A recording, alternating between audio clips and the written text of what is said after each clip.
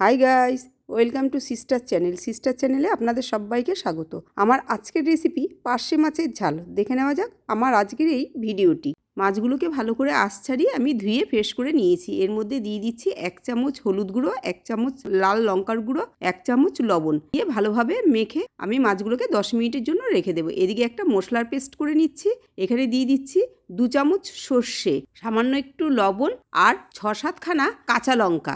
আপনারা যেরকম ঝাল খাবেন লঙ্কাটা আপনারা সেরকমই দেবেন। সামান্য একটু জল দিয়ে একটা মিহি পেস্ট করে নিচ্ছি। এদিকে ওভেনে একটা কড়াই বসিয়ে দিয়েছি। এর মধ্যে দিয়ে দিলাম তেল। তেলটা আমার গরম হয়ে গেলে মাছগুলোকে সব এক এক করে দিয়ে আমি ভেজে নেব। এক পিঠ আমার ভাজা হয়ে গেছে, অপর পিঠটা উল্টে দিচ্ছি। এইভাবে আমি সম্পূর্ণ মাছগুলোকে ভেজে নিচ্ছি। দেখুন মাছগুলো আমার ভাজা হয়ে গেছে। আমি মাছগুলো সব একটা প্লেটে তুলে নিলাম। সেই তেলের মধ্যে দিয়ে দিচ্ছি ফোড়নে 1/2 চামচ কালো জিরে। কালো জিরেটাকে দিয়ে 30 সেকেন্ড একটু নেড়ে নিয়ে এর মধ্যে দিয়ে দিলাম আদা রসুন বাটা।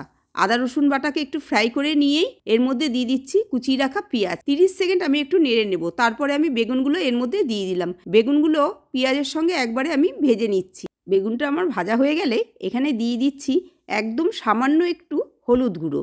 হলুদ গুঁড়ো দিয়ে আবার 30 সেকেন্ড একটু নেড়ে নিয়েই এবারে যে বেটে রাখা সর্ষেটা ছিল সেই সর্ষেটা আমি দিয়ে দিলাম। সর্ষে বাটার বাটিটা ধুয়ে একটু জলও আমি এর মধ্যে দিয়ে দিলাম। আপনারা যেরকম গ্রেভি খাবেন সেই রকম হিসাবেই জলটা দেবেন। স্বাদ মতন লবণ দিয়ে দিলাম। ঝোলটা আমার ফুটে গেলেই ভেজে রাখা মাছগুলো সব এর মধ্যে আমি দিয়ে দিচ্ছি। মাছগুলো দিয়ে 5 মিনিটের জন্য একটা ঢাকনা দিয়ে আমি ঢেকে রাখছি। ঢাকনাটা তুলে নিলাম।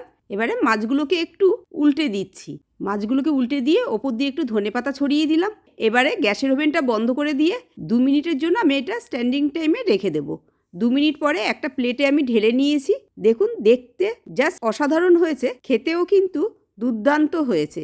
ভিডিওটা আপনাদের কাছে কেমন লেগেছে? যদি ভালো লাগে লাইক, শেয়ার, কমেন্ট আর সাবস্ক্রাইব করার জন্য অনুরোধ রইল। বেল আইকনটা ক্লিক করে দেবেন। যখনই আমি নতুন কোনো ভিডিও পাঠাবো সবার আগে আপনাদের কাছে পৌঁছে যাবে। আপনারা সবাই ভালো থাকবেন, সুস্থ থাকবেন।